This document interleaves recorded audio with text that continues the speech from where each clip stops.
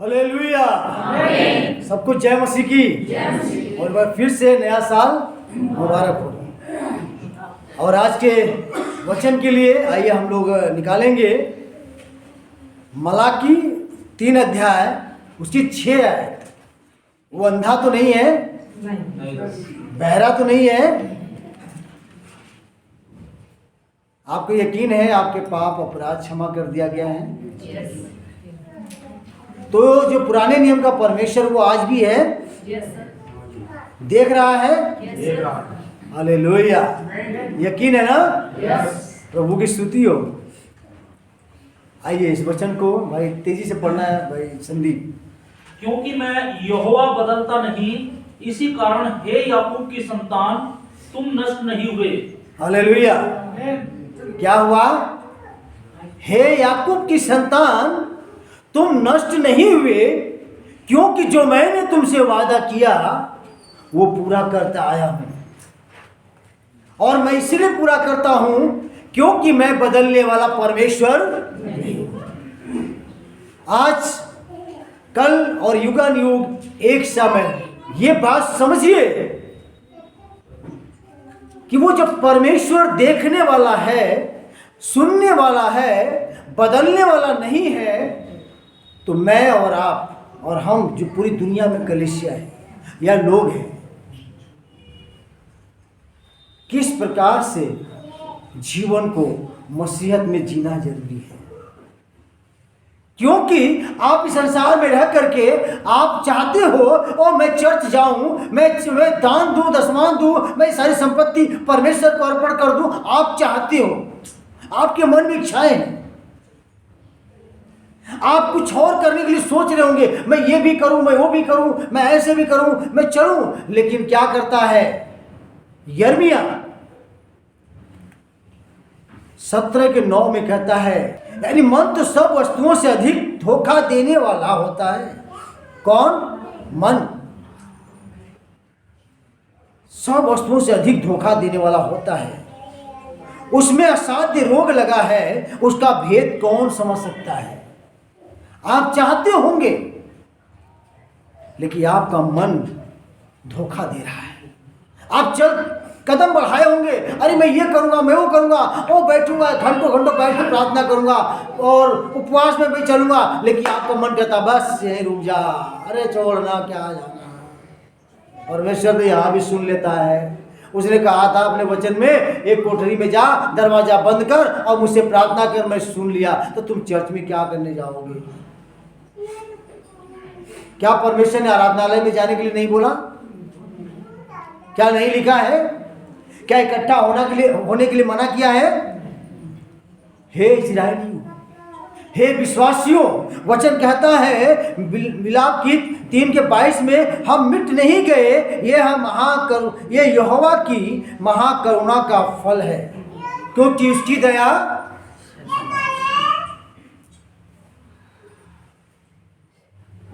बच्चे आराम से बैठो, कुर्सी बैठे हो ना, आराम से बैठो। कहता है कि हम लोग मिट नहीं गए क्योंकि उसकी महाकरुणा का फल है। आज हम लोगों पे अगर उसकी महाकरुणा, उसकी दया ना हुई होती, उसका अनुग्रह नहीं हुआ होता, आप छुटकारा ना पाए होते, आज यहां ना होते, यहाँ हालेलुया स्तुति महिमा के गीत न गाते, आराधना न करते, आत्मा का भेंट न चढ़ाते। इसलिए आप अपने मन को आप अधिक ना सुने, बल्कि परमेश्वर के वचन का अधिक से अधिक सुनना क्या करें? प्रयास करें, सुनने की प्रयास करें। क्योंकि अगर मन की सुनते रहेंगे तो यहोवा का वचन यिर्मयाह 10 में कहता है, उसकी चाल चलन के अनुसार अर्थात उसके कामों का फल दूं। हम उसके मन को, हम लोगों में से कोई नहीं एक दूसरे के मन को समझ सकता है, लेकिन मेरे और आपके मन को सिर्फ यहोवा ही जांचता है कि आपका मन ज्यादातर यहोवा परमेश्वर की महिमा के लिए खोज रहा है, आराधना करने के लिए, वचन पढ़ने के लिए, संगति करने के लिए, या भलाई काम करने के लिए अधिक से अधिक किसके लिए सोच रहा है? कहता है वो चीज को परमेश्वर देख रहा है और कहता देख करके मैं उसको प्रतिफल दूं। उसकी 11 आयत में लिखा है आगे, जो अन्याय से धन बटोरता है वह उस तीतर के समान होता है जो दूसरी चिड़िया के लिए अंडों को सेती है। उसकी आधी आयु में ही वह उस धन को छोड़ जाता है और अंत में वह मूढ़ी ठहरता है। इसका तात्पर्य क्या है? जो अधिक मन की सुनता है, चलता है, करता है, वो एक उदाहरण दिया गया है तीतर का, कि वो दूसरों के अंडों को बहकर सेती है, लेकिन जब उसमें से चूजे निकलते हैं तो वो अपनों को ढूंढते हैं और अपनों में जाके मिलते हैं। ये सोचता है अरे मैंने सेया था, मैंने इसको देख रेख किया था और ये मेरी सेवा करेगा, लेकिन पता चला मानो अधूरे में उसे छोड़कर चले जाना। यह दुखद बात है तीतर के लिए। हम लोग इस संसार में अपने लिए अपने मन के सुन करके अपनी अपनी करते हैं और अंत में होता क्या है? उसका फल आपको अच्छा नहीं मिलता। यदि हमारा मन यहोवा के वचन के अनुसार अगर होता है, वचन के अनुसार जीवन जीते हैं, चलते हैं, इसकी सुनते हैं, तो ये अवश्य जैसे भजन संहिता पहले अध्याय में पढ़ा गया था, वह मनुष्य सफल होगा जो यहोवा की सुनता है, जो यहोवा के मार्गों पर चलता है, उसकी प्रार्थनाएं सुनी जाएंगी। हालेलुया। यिर्मयाह 6:19 कहता है, हे पृथ्वी सुन, देख कि मैं इस जाति पर यानी चुनी हुई कौम पर वह विपत्ति ले आऊंगा जो उनकी कल्पनाओं का फल है। किसकी कल्पनाओं का फल है? क्योंकि जो उनकी कल्पनाओं का फल है, क्योंकि उन्होंने मेरे वचनों पर ध्यान नहीं लगाया। कहाँ नहीं लगाया? कहता है उन्होंने मेरे वचनों पर ध्यान नहीं लगाया और मेरी शिक्षा को उन्होंने निकम्मी जाना।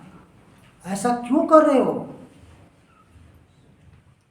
जब आप कह रहे हो परमेश्वर बदलता नहीं है, वचन कहता है कि यहोवा बदलता नहीं है, आपने कहा वो परमेश्वर बदला नहीं है, बल्कि वो परमेश्वर हमारे लिए इस दुनिया में आया, हमारे पापों को लेकर क्रूस पे मारा गया, गाड़ा गया और मुर्दों में से तीसरे दिन जी उठा। वो जीवित परमेश्वर है, वो सर पर उठा लिया गया, वो दूसरे आगमन में आने वाला है। वो अंधा नहीं है, वो बहरा नहीं है। फिर क्यों नहीं उसके वचनों को ध्यान से सुनते हो? क्यों नहीं उसकी शिक्षाओं को अपनाते हो? क्यों निकम्मा जानते हो? अपने विषय में सोचिए, जानिए। हम सभी को ये अवसर है। कहता है कि इतना जानते हैं कि मैं बदलता नहीं, अब मैं सोता भी नहीं, ना मैं ऊँघता हूं, ऐसा वचन में लिखा है। न सोता है न तो वो ऊँघता है। तो आप जो जीवन जी रहे हो, क्या एक बेहतर मसीही जिंदगी जी रहे हो? क्या उसके उन वचनों पर चल रहे हो? आप मसीह के पास किस लिए आए हैं? क्या आप कभी सोचते हैं कि मेरे जीवन का उद्देश्य क्या है और ये कहाँ जाने को मिलेगा? तो मैं बताना चाहता हूँ, वह जगह है बाइबल में, यानी परमेश्वर के पास पाया जा सकता है। आप कहाँ जाएंगे? आपके जीवन का उद्देश्य क्या है? ये बाइबल बतानी है। बाइबल में मिलेगा। आप बाइबल के पास आइए, बाइबल को खोलिए। नहीं पढ़े हैं, पास्टर को बुलाइए। घर में बच्चे हैं, उनसे बोलिए, ये परमेश्वर के वचन को खोल के बताइए। हमें सोचना चाहिए कि मैं परमेश्वर के साथ सार्थक जीवन यानी अर्थपूर्ण जीवन जी रहा हूं या नहीं। हमें आपको सोचना है, कैसा जीवन? सार्थक, अर्थपूर्ण। किसी चीज का अर्थ होता है ना। कभी आपने ऐसा सेब लेके आए हो जिनमें रस ना हो? कैसा है? कभी ऐसा संतरा लेके आए हो जिनमें रस ना हो? कितने लोग हैं? जब तुम सूखा आलू, टमाटर, प्याज नहीं ला सकते, जिनमें तुम ये चाहते हो कि इसमें पावरफुल हो, क्या है, एनर्जी हो इसके अंदर, सूखा हुआ आलू ना हो, ताज़ा हो, रस से भरा हो, संतरा रस से भरा हो, सेब रस से भरा हो, और चीज़ें अच्छा जिनमें आपको प्रोटीन मिले, तो क्या आपने ये बात समझा कि मेरा जो जीवन है ये यूं ही है, या इसका एक उद्देश्य के साथ परमेश्वर के लिए इस्तेमाल हो रहा है, इसके द्वारा काम हो रहा है? आपको सोचना है। इस जीवन में संघर्ष और पीड़ा है। जीवन यापन करने के लिए संघर्ष करना पड़ रहा है, और हमारे संघर्ष व्यर्थ नहीं है। परमेश्वर बताते हैं इस संघर्ष में परमेश्वर शांति और आनंद देते हैं, और जीवन का अर्थ और उद्देश्य को दिया जाता है। आज हम लोग सभी यही कहते हैं ना, मेरे पास टाइम नहीं है चर्च आने के लिए, या मेरे पास प्रार्थना करने के लिए समय नहीं है, बाइबल पढ़ने के लिए समय नहीं है, संगति करने के लिए समय नहीं है। तो आप कौन सा अर्थपूर्ण जीवन जी रहे हो संसार के लिए, जो बाइबल कह रही है? आपके प्रश्नों का जवाब, उत्तर यहाँ मिल रहा है कि तुमने सिर्फ संसार के लिए किया है, मेरे लिए नहीं किया है। आपने पूरा जीवन संसार के लिए किया है, यानी संसार का मतलब क्या है? आपका पेट, आपका परिवार, आपका समाज, आप अपने लिए किया। परमेश्वर के लिए क्या किया आपने, वो बाइबल बताती है। क्या उसकी महिमा किया? क्या उसको धन्यवाद दिया, धन्यवाद की भेंट चढ़ाया? क्या प्रार्थना किया, वचन पढ़ा, संगति किया? क्या उसके मार्गों पे चलते आए हो? एक मसीही व्यक्ति को अर्थपूर्ण अगर जीवन नहीं जी रहा है, जो लोग कहते हैं लंबे क्रोस टांग करके या घरों में क्रोस रख करके, घरों में बाइबल को रख करके मैं मसीही हूं, पर वो किस प्रकार का? बाइबल कह रही है समय को देखते हुए तुम्हें एक साथ इकट्ठा होना चाहिए। वो वक्त आ गया है, मसीहा दूसरे आगमन में आए। प्रकाशित वाक्य 4:8 में लिखा है कि स्वर्गदूत रात और दिन यह कहते हैं कि वह पवित्र पवित्र पवित्र है, प्रभु परमेश्वर सर्वशक्तिमान, जो था, जो है और जो आने वाला है। हालेलुया। प्रकाशित वाक्य 4:8 में, जो था, जो है, जो फिर आने वाला है। और वो कैसा है? सर्वशक्तिमान, सर्वव्यापी, सर्वज्ञानी, महापवित्र परमेश्वर है। इसलिए परमेश्वर के बारे में हमारी सोच ऐसी नहीं होना चाहिए वो आराम कर रहा होगा, वो आंखें इस टाइम बंद कर रखा होगा, या इस टाइम बहरा हो गया होगा, या इस टाइम गूंगा हो गया होगा, इस टाइम हमें छू नहीं सकता है। ये सोच नहीं रखना है। आपको यही रखना है कि हे परमेश्वर 2025 तूने दिखाया है, तू जीवित परमेश्वर है, तू देख रहा है, तू सुन रहा है, तू छूने वाला परमेश्वर है, तू मेरा प्रेमी परमेश्वर है। हालेलुया। रोमियो 5:8 कहता है परमेश्वर अपने प्रेम की भलाई इस प्रकार प्रकट किया कि जब हम पापी ही थे तभी मसीह ठीक समय पर आ गया और हमारे लिए मरा। जब वो अपना काम ठीक ठीक करता है, सही समय पे करता है, हम अपने काम में ढिलाई क्यों करते हैं? हम लोग अपने काम में ढिलाई क्यों करते हैं? हम अपने मन के अनुसार चलते हैं, मन जो गवाही करता है वो करते हैं, इसलिए ऐसा होता है। यदि आप परमेश्वर के वचन के अनुसार चलेंगे, हालेलुया। अगर मैं ये कहूं आप मसीह होने के बाद भी अगर इस बाइबल के अनुसार, इस नियम के अनुसार नहीं चलते हो, तो आप किसके नियम को फॉलो कर रहे हैं? शैतान के। क्योंकि आत्मिक जीवन जीने के लिए परमेश्वर के वचन का नियम पालन करना होगा। इसलिए परमेश्वर अपने नियम को दिया है और उसने हमसे इतना प्यार करता है, हम लोगों से, संसार से, इस जहां के लोगों से, कि अपने ठीक समय पे आया और वो हमारे पापों को लेकर के मर गया। क्योंकि रोमियो 3:23 कहता है हम सब ने पाप किया, यानी कि उसके नियम को तोड़ा। पाप का मतलब क्या है? उसके नियम को तोड़ा।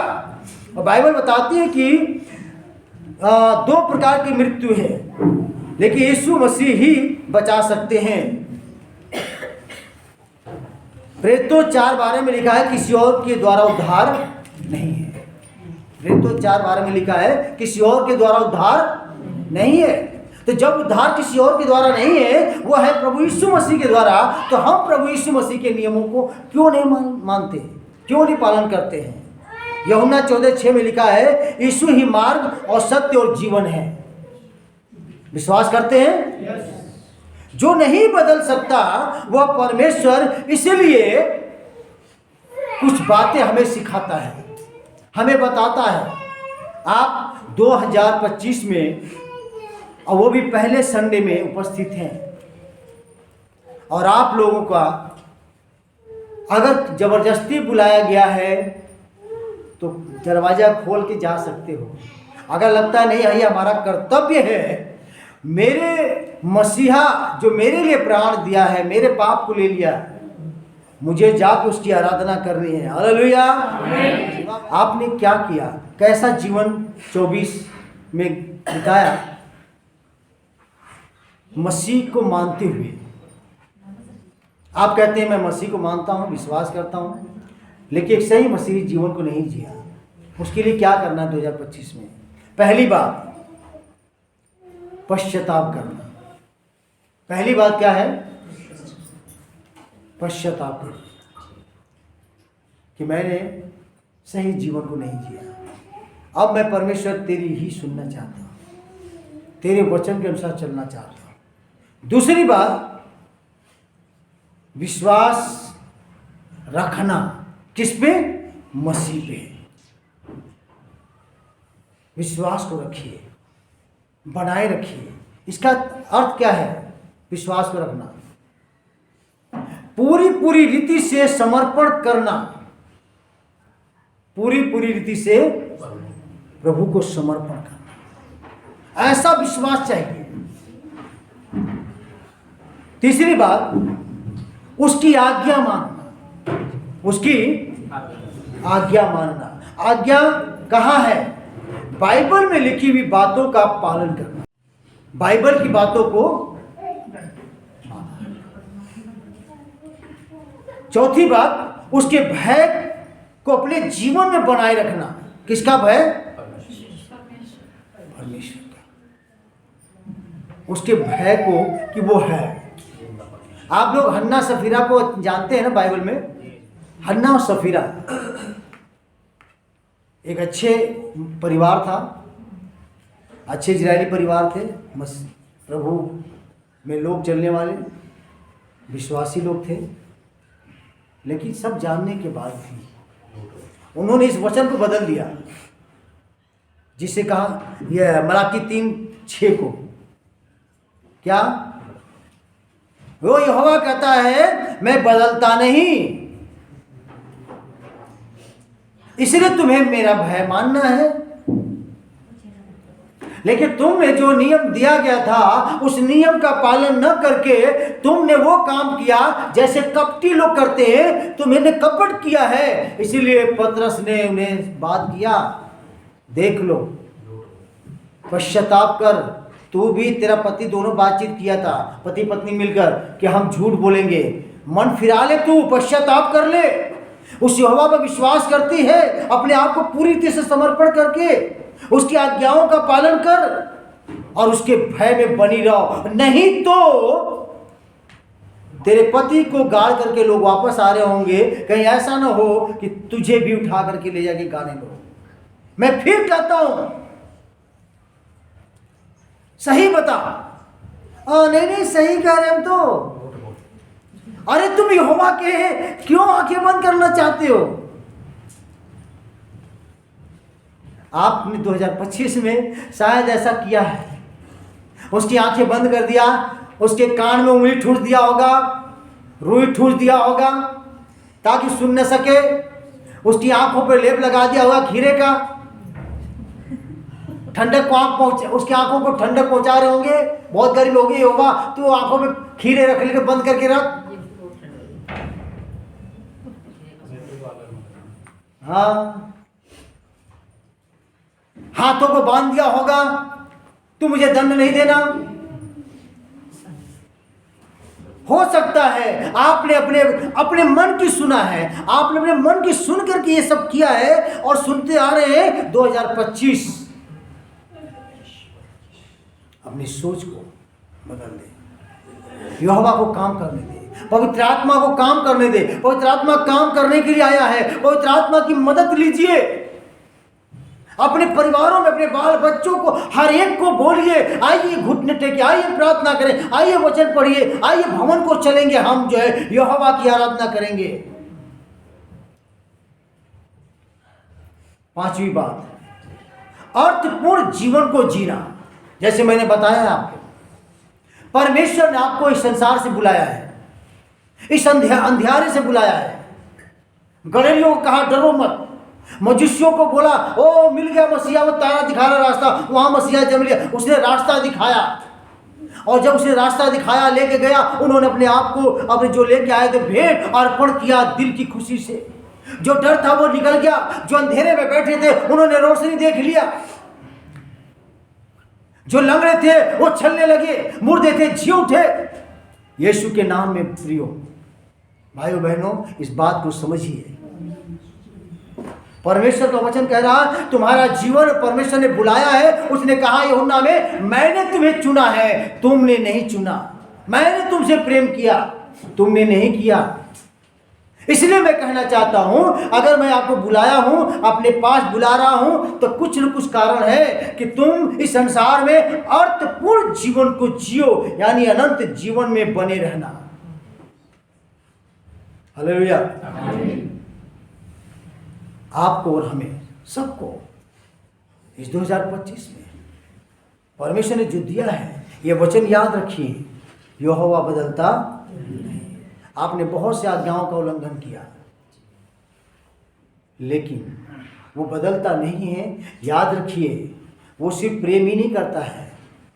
इस संसार में लोग कहते हैं यीशु मसीह तो गुस्सा ही नहीं किया, लेकिन मंदिर में देख, जिन्होंने जो उस समय था ना यरूशलेम के मंदिर में, उसने बड़े गुस्से में कपड़ा जो ले रखा था उसी का एक बनाया कोड़ा बढ़िया सा पैंट करके और टाइट करके जानवरों को, जो वहां बिजनेस करने वाले थे मंदिर के अंदर,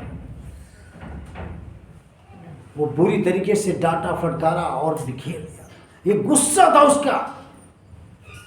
परमेश्वर का वचन यूहन्ना कहते हैं मत्ती में कि उसका सूप उसके हाथ में है प्रियो। वो ऐसा न्याय करेगा आप समझ भी नहीं पाओगे। कहोगे अरे प्रभु तो बड़ी दयालु है, अरे वो तो बहुत नम्र है, वो तो इतना प्यार करता है। वो कहता है कि मैं करता तो हूं, लेकिन मैं ये भी याद रखो कि मैंने भी तुमसे प्यार भी कहा था कि तुम मेरी बातों को सुनो। आज का जो वचन है मेरे और आपके लिए, पश्चाताप करें, विश्वास रखना, उसके आज्ञाओं का पालन करना, उसके भय में चलना और अर्थपूर्ण जीवन को जिए। प्रभु हम सभी को बहुत ऐसे आशीष दे।